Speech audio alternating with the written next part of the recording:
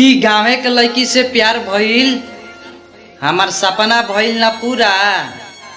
अरे हमार भाई, सबके नजर में हमार चेहरा बन गइल बा बुरा।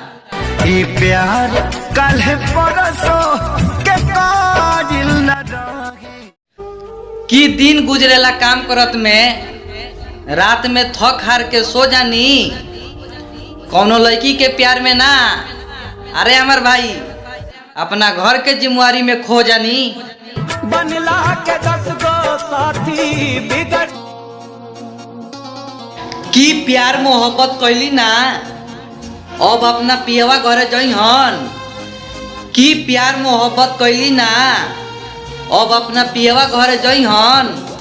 अरे हमार भाई, लागता कि अब दिल अपना देवरे से लगइहन। दिल देवरो संगे तोहरा लगावे